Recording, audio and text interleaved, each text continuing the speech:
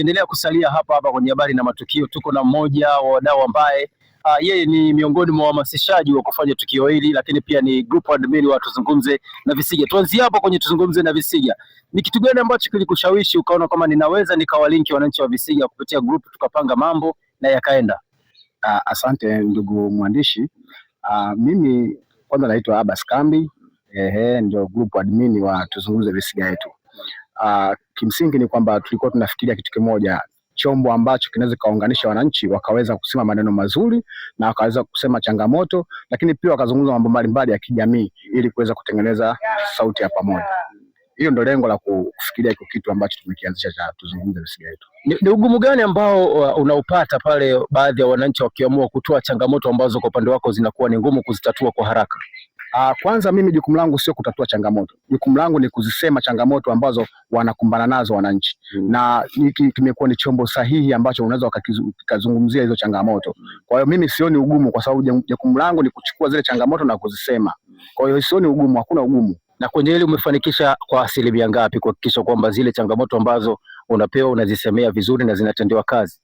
Kwanza jambo la kwanza niseme na tunashukuru Mungu kwamba kwa muda tulioanzisha hili group mpaka tumefikia hapa sasa hivi, wananchi wamejenga imani na group lao, kwa sababu viongozi sio kwamba hawataki kutatua changamoto za wananchi wao, isipokuwa kwamba ni sauti ipi inaweza kuambia hizo changamoto zao na mwisho siku za kuzitatua.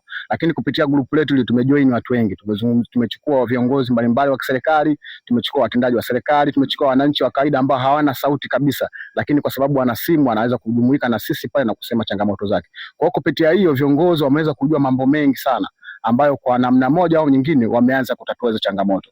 Zile ambazo wanaweza kuzitatua wamezitatua kwa wakati huo, lakini zile ambazo hawawezi kuzitatua kwa wakati huo wamezitengenezea mikakati ya kuhakikisha kwamba hizo changamoto zinatatuliwa.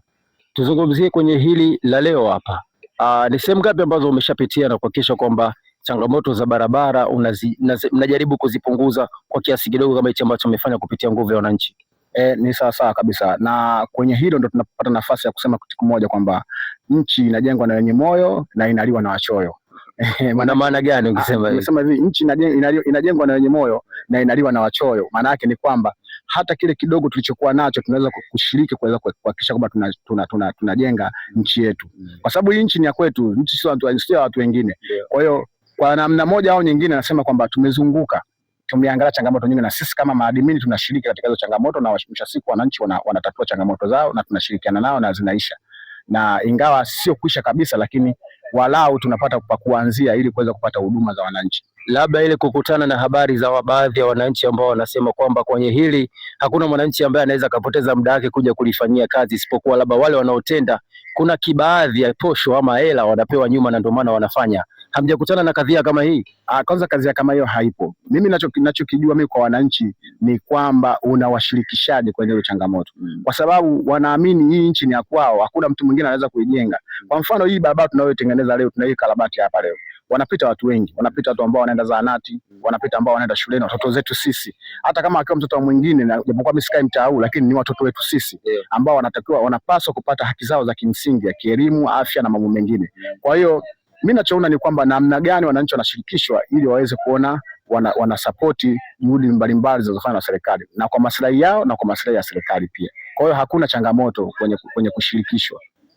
Na ni upi ushauri wako kwa serikali? Ushauri wangu kwa serikali, wasifiche changamoto.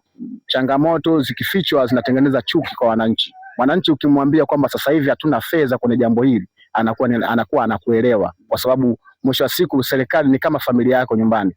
Wewe leo unaweza ukaamua kwamba nyumbani kwangu leo kwa kipato nilichokuwa nacho naweza kufanya hiki na hiki na hiki. Hiki siwezi kukifanya, unakiwekea muda wake. Lakini ukiweka watu wananchi wako wazi, maana yake wanatambua kwamba kweli tuna changamoto hiyo, lakini sasa hivi fedha hatuna.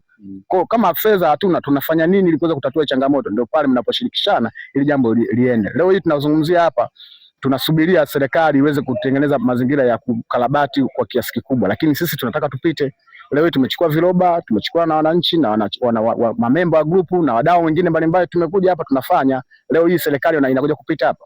Haiwezi kupita, tunapita sisi ambao ni wananchi wa kawaida. Kwa hiyo ushirikishwaji, wananchi wakiambiwa ukweli wanatambua kwamba serikali yetu haina fedha kwa wakati huu. Na mtazamaji wa 7 Hit Media, nadhani utakuwa umesikia baadhi ya maneno ambayo amezungumza huyu muasisi wa grupu la Tuzungumze na Visiga. Mimi nadhani tutakuwa hatuna la ziada, lakini kabla hatujafika tamati wa kipindi hiki tumpe wasawa kuzungumza chochote na wananchi ambao wanatizama 7 Hits Media, pia na wananchi wa Visiga kwa kipofu na wa Kibaha kwa ujumla. Mimi niseme kitu kimoja. Kwanza, yeyote ambaye anaishi kata hii ya Visiga, grupu letu liko huru sana. Halijalishi una chama, haijalishi Muislamu, haijalishi Mkristo, haijalishi una fedha nyingi, haijalishi una fedha nyingi, haijalishi una elimu, haijalishi wewe una elimu. Ila isipokuwa ni kama wewe ni mkazi wa Visiga, basi una haki ya kushiriki katika ile grupu na tuzungumze wote kwa pamoja. Na maana tukasema tuzungumze ile Visiga yetu. Wote tunashiriki kuzungumza mambo yanayotuhusu sisi wa Visiga. Lakini mwisho nasema hivi, nataka niwaachie ujumbe wananchi wetu ambao wapo Visiga hii. Waelewe na pengine na nje ya mipaka ya Visiga, ni kwamba nchi inajengwa na wenye moyo na inaliwa na wachoyo. Asante sana. Huo msemo umekuwa umekaa sana mdomoni kwake kwamba nchi inajengwa na wenye moyo inaliwa na wachoyo, si ndivyo? Kufikia hapo tunakuwa hatuna la ziada kupitia 7 Hits Media. Hii ni habari na matukio. Endelea kuwa nasi mwanzo mpaka mwisho kwa vipindi vingine na kufurahia na 7 Hits Media. 7 Hits Media tumekiwasha.